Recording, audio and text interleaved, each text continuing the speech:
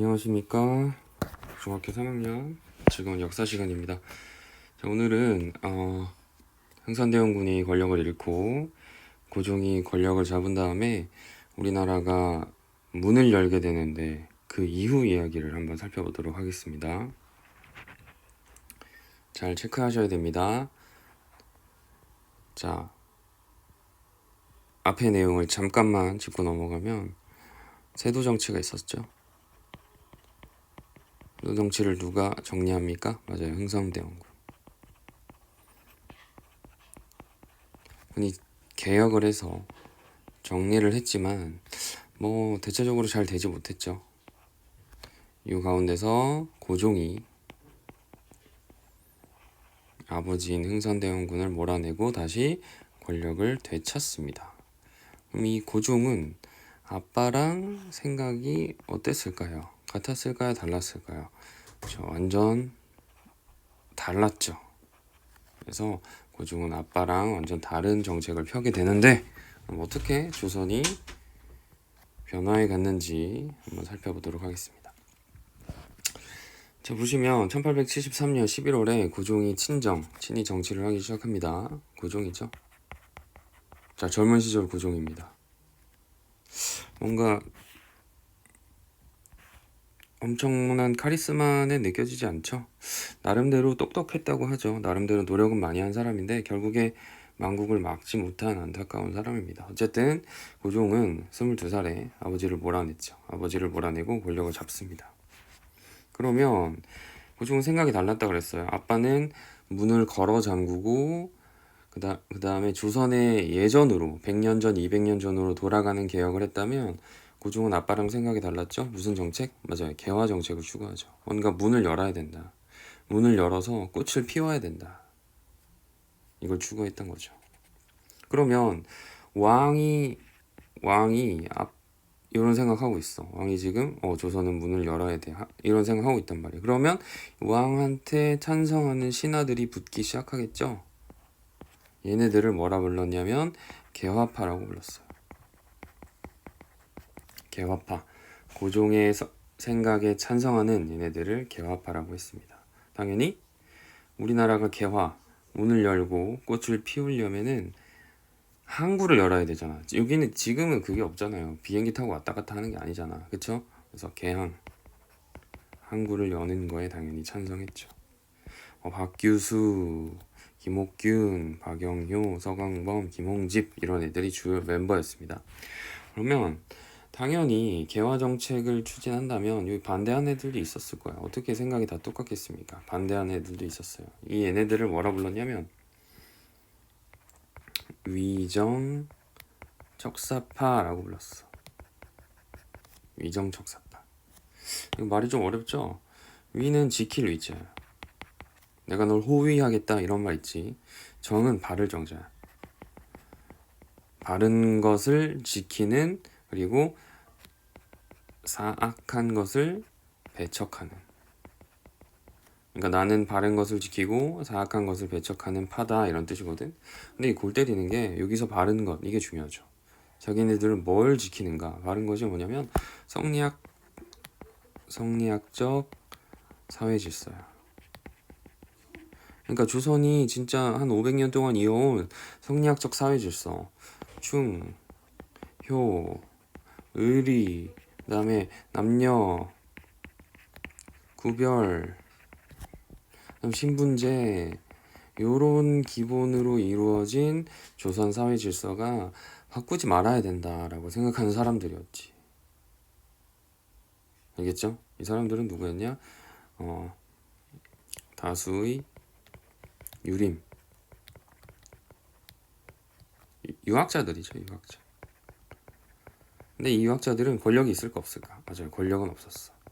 왜냐면 이 유학자들이 원래 권력자들이잖아. 근데 이 권력을 잃어버릴 수밖에 없었던 이유는 언제부터 시작됐다? 맞아요. 세도 정치 때부터. 이때부터 안동 김씨니 몇몇 애들이 권력을 장악했잖아. 흥선대원군이 권력을 잡았지만 이게 크게 바뀌지 않았어요. 그러니까 조선의 권력은 이제 일부가 장악해서 놓지 않고 있었고 나머지 있는 얘네들은 대부분 위정척사파가 되었다 이렇게 보시면 되죠. 그 다음에 당연히 이 사람들은 위정척사 사악한 게 이제 서양 문물이니까 개항 문 여는 걸 반대했죠. 뭐 이항로, 최익현, 고종한테 이용당했던 최익현 이런 사람들이 대표적인 인물이죠. 보세요, 최익현. 그쵸, 꼬장꼬장하죠. 대단합니다. 이런 상황이었어. 다시 체크하자. 고종은 권력 잡은 다음에 개화 정책. 근데 고종이 개화 정책 할 때 이 생각을 같이 했던 애들을 개화파라고 불렀고요. 이 반대편에 무슨 파가 있었다? 위정척사파.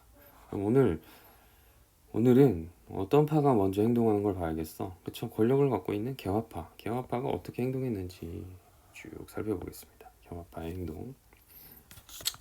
자, 그럼 개화파의 행동을 살펴보기 전에 이때 조선을 둘러싸고 어떤 역사적인 환경이 전개되고 있었는지를 살짝 아셔야 돼요.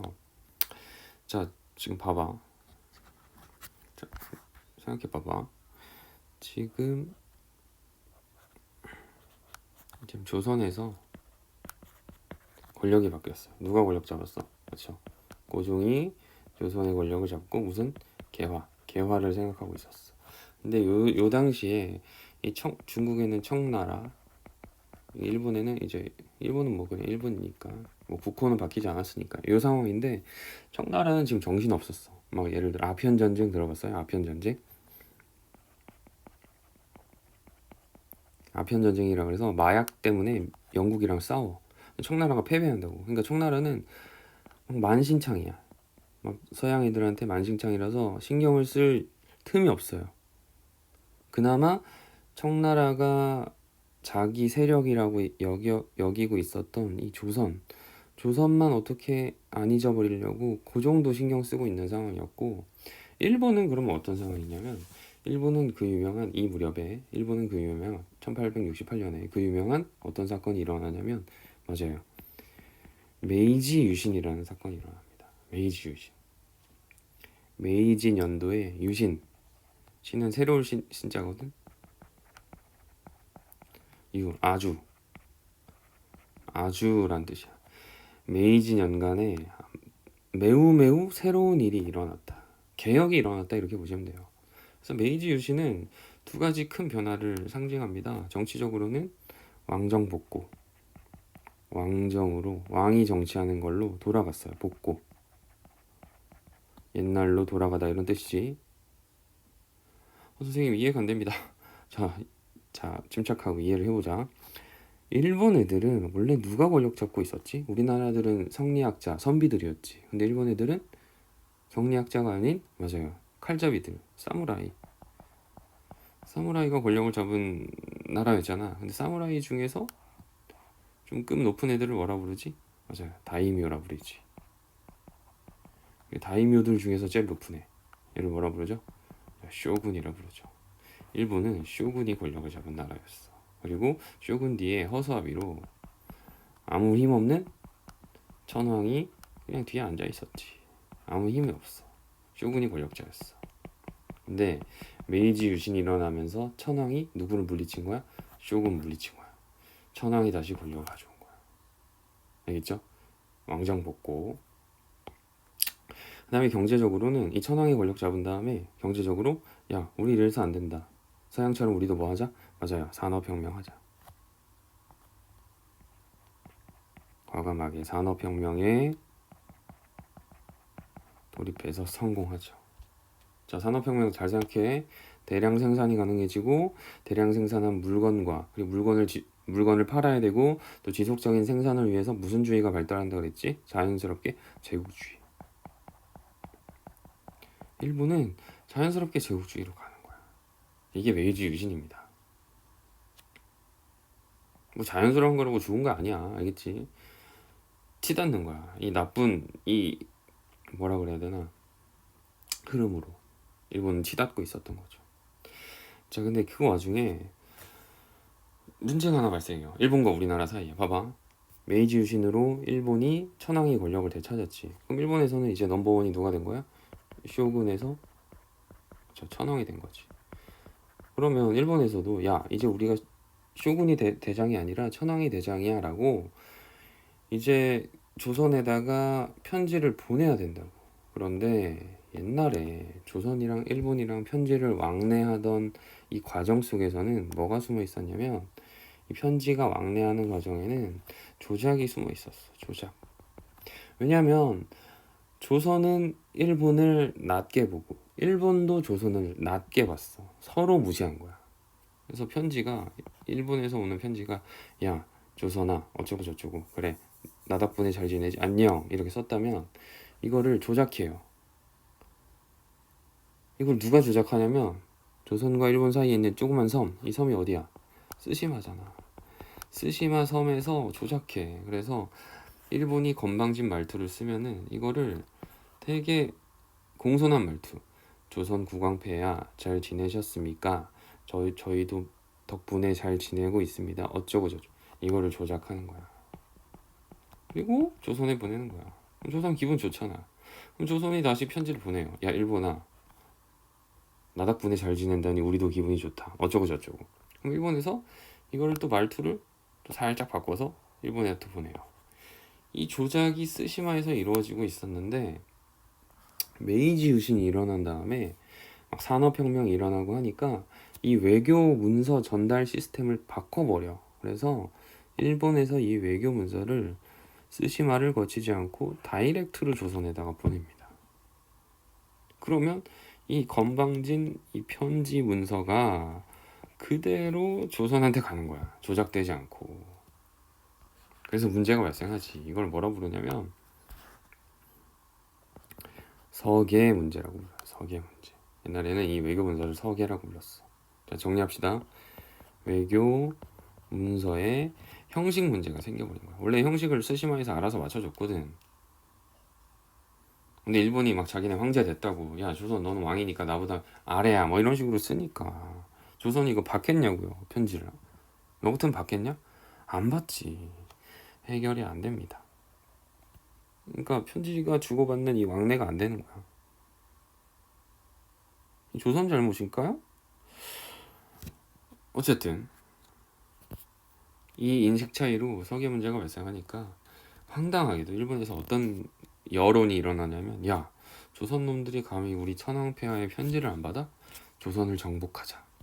우리가 조선을 정복하면 서양 애들보다 더 발전할 수 있어. 우리는 무조건 조선을 먹어야 돼. 이런 여론이 일어나요. 이걸 뭐라 부르냐면 정한론이라고 불러요. 황당하죠. 한반도를 정벌하는 논의가 등장해. 침략 논리야. 알겠죠? 그래서 이 정한론에 따라서 실제로 조선에다가 한번 조선의 실력을 알아보기 위해서 배를 한 척 보냅니다. 이 배가 그 유명한 운요호죠. 운요호라는 배를, 무슨 배겠어? 돛단 배겠어? 아니지. 돛은 달려있지만 증기 기관이 붙어있죠.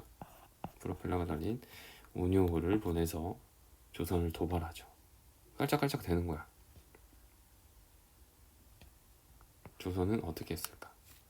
자 봅시다. 어쨌든 자 이런 상황 속에서 조선 내부에서도 무슨 분위기가 형성되고 있었습니까? 이미 맞아요. 고종이 권력을 잡고 개화, 우리 개화는 해야 된다, 이런 분위기가 있었단 말이야. 그런데 때마침 운요 사건이라고 있었는데, 이 운요 사건도 기가 막히죠. 이 운요 사건은 이 일본에서 정한론에 따라서 배를 한 척 보낸 건데, 자 일본에서 배가 출발합니다. 저는 부산 왔어. 근데 부산에서 운요랑 상대할 낌새를 안 보이니까 어디로 가야 되죠? 맞아요. 조선의 수도인 한양으로 가야 돼. 근데 한양 앞바다에 여기 기지 하나 만들어 놨다 그랬지. 강화도입니다. 그래서 어쨌든 강화도로 갈 수밖에 없어. 그래서 운요가 강화도로 갔는데, 당연히 강화도로 접근하니까 이 강화도 포대에서 대포를 쐈죠. 빵빵. 야 오지 마라. 니네 뭐냐? 대포를 쏘니까 오케이 옳다구나. 니네가 먼저 쐈지. 그래서 최신식 대포를 쏴버립니다. 강화도 폭발. 일본 애들 상륙해서 여기서 막 난동을 피워요. 이게 운요 사건이야. 그래놓고 야 조선 니네가 먼저 대포 쐈잖아. 우린 잘못 없어. 우리 사신단이랑 협상 안 하면 전쟁이야. 협박하는 겁니다. 조선은 당황했죠. 그런데 때마침 어떤 분위기야? 맞아요. 조선은 당황했지만 때마침 무슨 분위기야? 야, 안 그래도 개화하려고 그랬는데 쟤네들이 지금 떼쓴다. 야, 그냥 하자. 일본 그래도 옛날부터 우리랑 사이가 좋았잖아, 나름. 하자! 라고 해서 별 생각 안 하고 일본의 억지, 떼쓰는 거, 이거를 받아줘 버리죠. 이게 그 유명한 진짜 안타까운 강화도 조약입니다. 1876년 2월에 일어나죠. 알겠지? 강화도 조약의 배경입니다. 자, 봅시다. 1876년 2월 일본이 이 난리치는 걸 그냥 조선이 받아들이기로 합니다. 강화도 조약이 체결되죠. 사실 강화도 조약은 정식 명칭이 조일, 수호, 조규예요. 그러니까 조선과 일본이 수호, 서로 보호하는 조약을 맺었다라는 뜻이야. 근데 보통 강화도 조약이라고 부르죠. 조약 내용 볼게요. 어떤 조약을 내용으로 맺었냐면 1번 중요한 것만 모아놓은 거야. 1번 조선은 자주국이다 라는 규정을 넣어놨어요. 근데 이걸 굳이 왜 넣었을까? 조선은 이미 자주국인데. 이거는 의도가 들어있지. 일본 입장에서는, 자, 1번 규정의 의도야. 일본 입장에서는 조선을 먹으려면은 가장 견제해야 되는 나라가 누구죠? 맞아요, 청나라야. 조선을 자기 세력이라고 생각하는 건 청나라였기 때문에 청나라를 따돌리려면은 이 규정을 넣으면 되지. 야, 청나라, 조선은 니네랑 아무 관계 없어. 이 규정은 따라서 청나라를 견제하는 용도일 뿐 조선을 진짜 자주국으로 인정할 생각은 하나도 없었던 거지. 그냥 청나라랑 사이를 띄워놓기 위한 규정이었던 거야. 알겠죠? 청견제 의도가 숨어 있었던 거고요. 그 다음에 조선을 이제 문을 열고 지네 마음대로 이제 요리해 먹어야 될 거 아니야. 그럼 조선의 문을 열려면 어디에 열어야 돼요? 맞아요. 가장 큰 항구 부산. 맞아요. 부산 열었지. 그럼 어디 열어야 될까? 그렇죠. 맞아요. 한양이랑 가까운 인천. 그럼 어디 열어야 될까? 조선을 쌈 싸 먹어야 돼. 그렇죠. 저기 뒤통수. 북한에서 가장 큰 항구 중에 하나인 원산. 산을 개항한 거죠. 부산, 인천, 원산. 그렇죠. 한반도 양측을 이렇게 포위하는 방식으로 문을 열어버렸다. 그 다음에 이것도 되게 이게 답답하죠. 이게 되게 답답하고 조선이 별 고민 안 하고 이거 조약을 체결했다는 건데 일본 애들이 뭐라고 주장하냐면 야, 조선 니네 근대 기술이 부족하니까 우리가 니네 해안선을 미안합니다. 해산이래. 니네 해안선을 그냥 무료로 측량해 줄게 라고 제안을 하죠. 조선은 오케이, 무료로 해준다고 오케이 받아들이죠. 조선의 해안선을 무료로 측량하는 걸 허용해 줍니다. 그러니까 조선이 어디가 나와 있고 어디가 튀어나와 있고 어디가 이 지도를 정밀하게 그리는 걸 허용해 준 거야. 이게 말이 돼요? 말이 됩니까? 제가 여러분들 집에 문 열고 들어가가지고 막 측량하고 말이 돼? 이거 허용해 준 거야. 더 진짜 이게 순진했던 건 치유의 법권이라는 걸 허용해 줘요. 이게 말 그대로 통치하는 지역의 바깥에서는 법적 권한을 허용해 주는 거야. 해당 국가한테. 해당 국가. 그러니까 조약을 맺은 해당 국가에게 여기서는 일본이죠. 일본인에게 통치하는 지역 바깥에서 그러니까 조선이란 뜻이야. 니네 통치 지역 바깥이니까 조선에서 법적 권한을 허용하는 거야. 예를 들어 일본인이 잘못하면은 일본인이 예를 들어 잘못했어. 범죄를 저질렀어. 그럼 조선 형법으로 처리를 해야 되잖아. 근데 못 하는 거야. 왜냐면 일본인만의 법적 권한이 있거든. 그럼 일본인은 일본으로 가서 재판받는 거야. 말이 돼요? 이래가지고 나중에 어떻게 되죠? 명성황후 알죠? 명성황후. 일본인들한테 살해당하잖아. 이 명성황후를 살해한 용의자들을 잡혔어. 근데 이 치외법권 때문에 일본에서 재판받거든? 명성황후 살해한 용의자들 일본에서 재판받아서 어떻게 됐을까? 판결이 어떻게 났을까? 무죄 뜨잖아. 무죄. 증거불충분 무죄. 황당하죠. 이런 걸 그냥 허용합니다. 안타깝죠. 어쨌든 이런 어처구니 없는 조항들을 허용하는 조약을 맺어버려요. 그래서 역사학자들이 이 조약을 어떻게 평가하냐면 최초의 근대 조약이긴 하다. 근대적으로 진짜 뭐 여러 가지 규정하고 뭐 무역을 결정하고 이런 근대적인 요소들이 들어간 근대 조약이긴 하지만 너무 불평등하다. 평등하지 못했어. 왜냐하면 두 가지죠. 뭘 허용했어요? 치외복권. 왜냐하면 일본이 오지 우리나라 사람이 갑니까? 그리고 일본이 그런 이 조항을 이용해서 꼼수를 쓰지 우리나라 사람들 안 쓴다고요. 알겠죠? 그리고 해안선 증량을 허용했기 때문에 이 두 가지 요소 때문에 불평등이다라고 역사학자들이 평가를 하죠. 자, 그 다음에 이 밑에는 이제 부속조약이라고 나와 있잖아. 이거는 봐봐.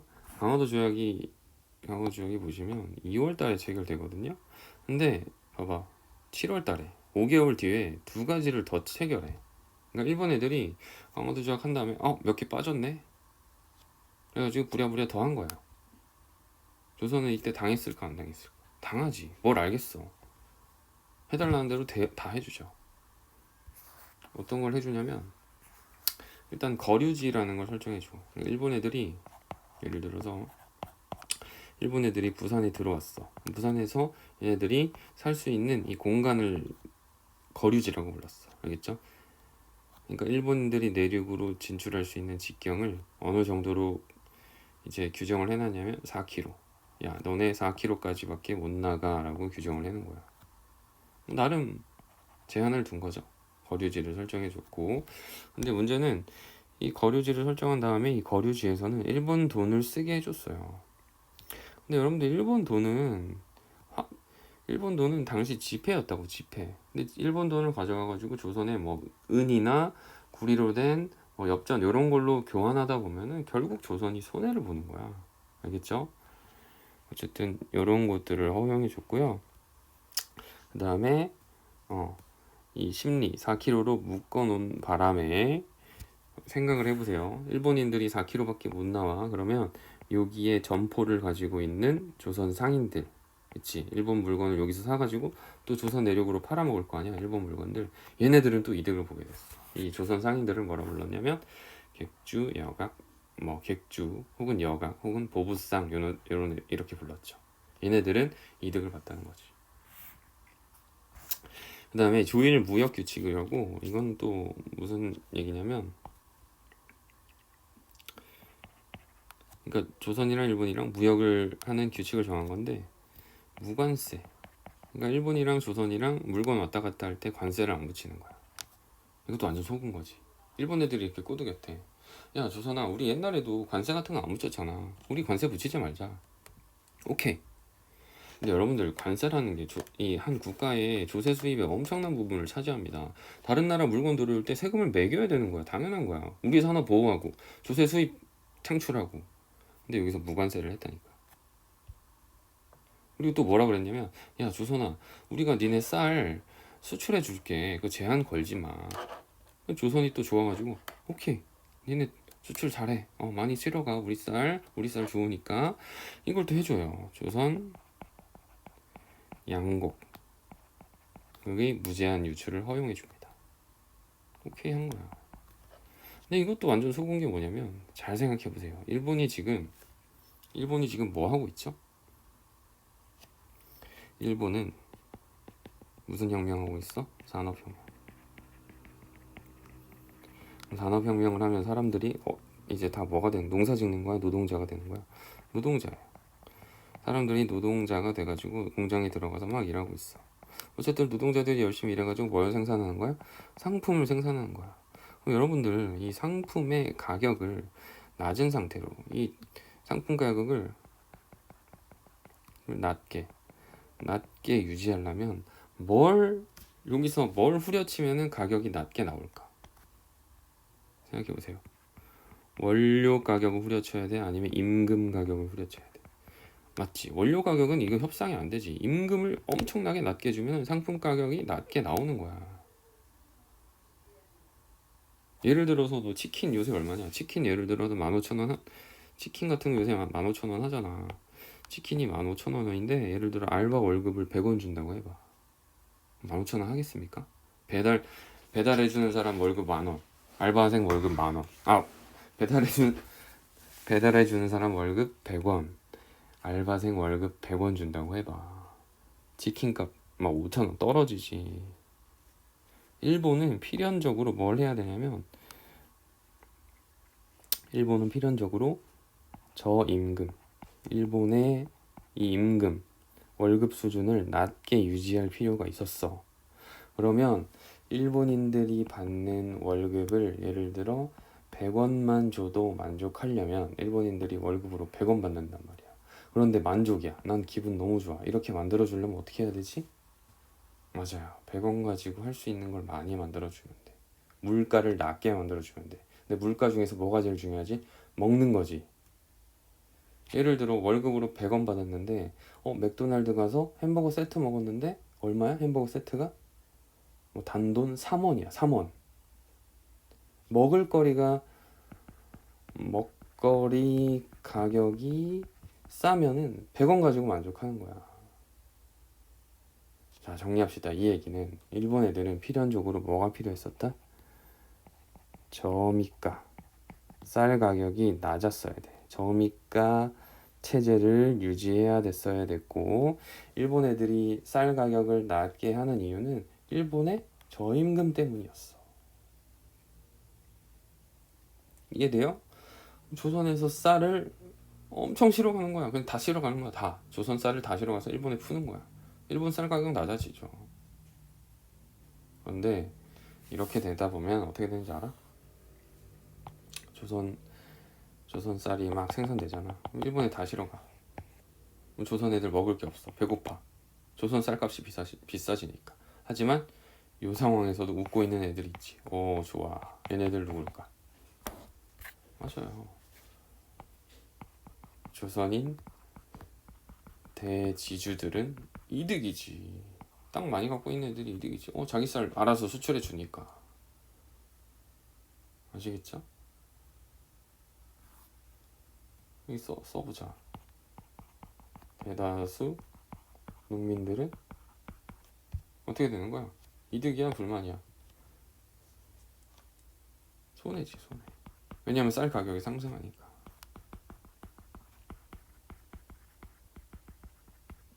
아시겠죠? 약간 복잡하죠. 여러분들 이게 근현대사의 약간 특징, 여러 가지 여러분들 생각을 좀 할 부분이 있죠. 어쨌든 이런 상황이었다.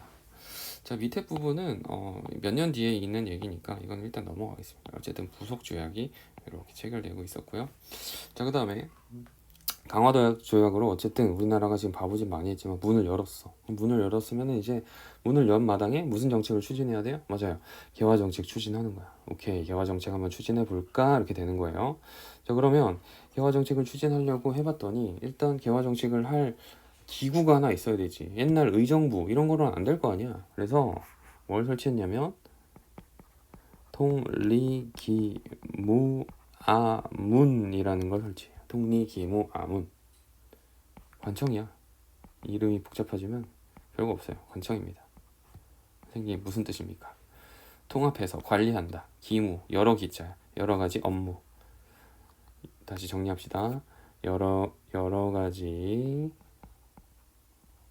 업무를 통합해서 관리하는 아문. 아문은 관청을 뜻하는 중국식 표현이야. 중국에서 배워온 거야. 알겠죠? 여러 가지 업무를 통합해서 관리하는 아문을 설치했고요. 이 통리기무아문 밑에 12사라는 걸 설치해서 12사라는 걸 설치해가지고 뭐 여러 가지를 담당했지. 여기 뭐 무역, 뭐 기술, 상업 이런 것들이 여기 다 들어 있었다. 그러니까 옛날에 의정부 역할을 대신했다고 보시면 되죠. 그다음에 개화 정책을 추진했으니까 신식 군대 만들어야지. 멋있게, 그치? 그래서 무슨 군? 그 유명한 별기군을 창설합니다. 81년에. 근데 지금 우리나라가 문연 나라가 어디야? 일본이잖아. 교관을 일본인으로 했어. 이거 얼마나 큰 일이야. 얼마나 안타까운 일인데. 우리나라를 먹으려고 하는 애들한테 교관을 주고 하는 거야. 그렇죠? 옛날에 무슨 시스템이었어요? 5군형 시스템이었지. 훈련도감, 어영청, 총용청, 금위형, 수어청 이렇게 5개 있었잖아. 근데 이걸 2형으로 줄였었어. 무위형, 장어형. 근데 무위형에서 이 똑똑하고 돈 많고 양반 애들, 좀 싸움 잘하는 애들 모아가지고 별기군을 만든 거예요. 그냥 알아두시고. 그 다음에 개화정책 추진하려고 그랬는데 뭐 이런 거 딱 만들고 나니까 그 다음에 할 게 있어 없어? 없는 거야. 지식이 없어요. 어떻게 하는지 모르는 거야. 그래서 사절단을 파견합니다. 사절단. 야, 배워오자 일단. 근대 문물을 빨아 들여와야 될 거 아니야. 사절단을 파견해요. 그래서 일단 문을 연 일본에다 보내죠. 일본에다 보냅니다. 처음에는 이름을 뭐라고 했냐면 수신사. 서로 간의 신뢰를 닦는 사절단. 알겠죠? 서로 간의 신뢰를 닦는, 서로 간의 신뢰를 북돋우는 사절단이란 뜻이야. 수신사. 근데 하도 일본에 사절단 보내는 걸 비판하니까 잠깐 이름 바꿔요. 조사 시찰단. 이름을 살짝 바꿨다가 다시 수신사로 바꾸죠. 3번 보냈어. 자, 수신사 1차 수신사는 김기수란 애가 갔고요. 2차 수신사는 김홍집이 가죠. 김홍집 중요해. 이 사람은 개화파의 인물인데 왕이 엄청 이뻐하던 사람이야. 똑똑했다고 하죠. 근데 이 김홍집이 조사시찰단이라는 이름을 달고 갔는데 당시 일본의 책임자가 이노우에라는 애가 있었어. 근데 회담을 거부하는 거야. 야, 김홍집, 넌 나랑 급이 안 돼. 안 만나줘요. 그래서 계속 놀았어. 한 1년 동안 논 거야. 1년 동안 놀다가 책을 하나 획득하거든요. 이게 뭐냐면 당시 조선인들이 진짜 열광하던, 진짜 완전 뭐라 그래야 되나, 진짜 핵 아이템이라 그래야 되나. 그쵸? 이게 뭐냐면 그 유명한 조선 책략이라는 책이었죠. 책이야, 책. 조선 책략이라는 책을 획득하죠. 근데 이게 왜 그렇게 핫 이슈였냐면, 봐봐, 지금 조선이란 나라가 어떻게 헤쳐나가야 될지 답이 있습니까? 없습니까? 없어. 답이 없어. 답이 없는 상황이야. 근데 답이 없는데 누군가 답을 써놓은 책을 발간한 거죠. 이 책 이름이 뭐야? 조선의 책략이야. 알겠죠? 조선이 취해야 할 전략이란 뜻이야. 이거 누가 썼을까? 일본이 썼을까? 아니, 이거 중국 애들이 써. 중국인이 쓴 거야. 중국인이 당시 일본에 가 있었어요. 일본의 외교관으로 가 있었고 일본에서 이 책을 쓴 거야. 근데 이 중국인이 왜 조선에 대한 책을 썼을까? 지네도 지금 상태가 안 좋은데 이거는 중국의 의도가 들어가 있는 거야. 중국 의도. 중국의 의도란 뭘까?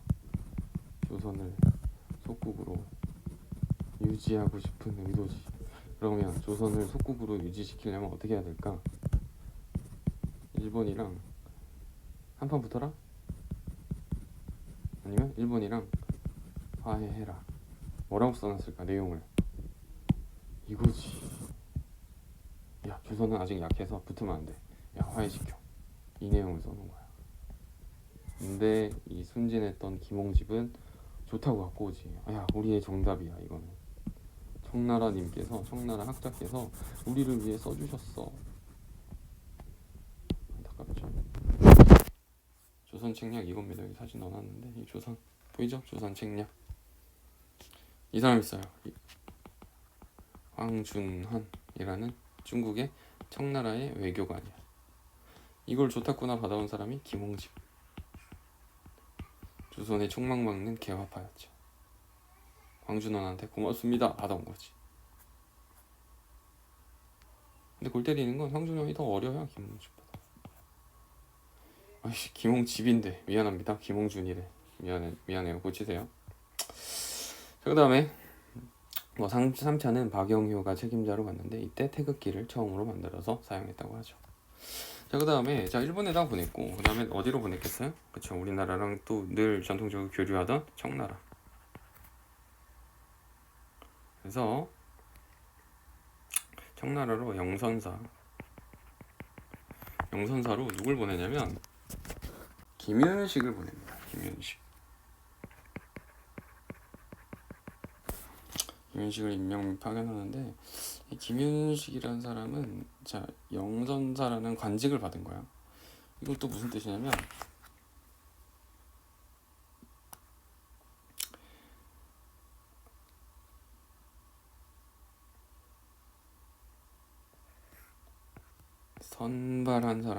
선발한 인재들을 거느리는 사신 이런 뜻이에요. 알겠죠? 그러니까 똑똑한 애들 한 20명 정도였대. 20명 정도를 거느리는 대장으로 김윤식을 임명했던 거고, 김윤식이 청나라로 가서 이것저것을 열심히 공부를 했대요. 열심히 공부를 했는데요.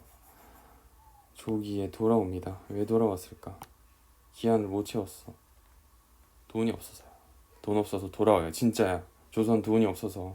하지만 돌아와서 배운 게 있었는지 기기창이라는 걸 건립합니다. 기기창은 공장이에요. 무기 공장을 그래도 건립합니다. 그 다음에 조선이 그 다음에 문 연 나라가 미국이었거든요. 그래서 미국에는 이름을 뭘로 보냈냐면 보빙사라고 해서 박정양, 이때 이완용은 아니에요. 이거 지우세요. 이완용 아닙니다. 박정양 등을 파견하죠. 알겠죠? 이 보빙사는 좀 이야기가 긴데 뭐 잠깐만 얘기하자면 빙은 인사빙자, 빙례라고 옛날 용어가 있어요. 인사에 보답하는, 그러니까 미국이 보내준 인사에 보답하는 사절단이란 뜻이에요. 보빙사. 얘네들 얘기 재밌잖아. 미국에 갔는데 미국 대통령을 만나러 갔어요. 그래서 미국 대통령은 이렇게 악수를 하러 나왔어. 하이, 헬로 이렇게 악수를 하러 나왔는데 조선의 이 보빙사들은 상대 국가의 왕이잖아. 절을 했지. 전하, 조선국의 사신이 옵니다. 이거를 황당하게 사진으로 찍어가지고 이제 막 기사로 쓴 게 있었어. 조선으로 온 사신들이 어쩌고 저쩌고 절을 했다. 조선이 얼마나 이 근대 세계에 무지했는지 보여주는 일화죠. 자, 일단 오늘 여기까지 하고 정리를 좀 하자면, 자, 지금 약간 장황했지만 간단합니다. 고종이 권력을 잡아서 무슨 정책? 개화 정책을 했고요. 개화 정책을 하던 와중에 무슨 조약을 맺었다? 강화도 조약. 근데 조선이 좀 억울했지. 왜냐면 치해법권, 해안선 이런 걸 허용한 불평등 조약이었기 때문에. 그 다음에 강화도 조약을 체결한 다음에 개화 정책을 추진합니다.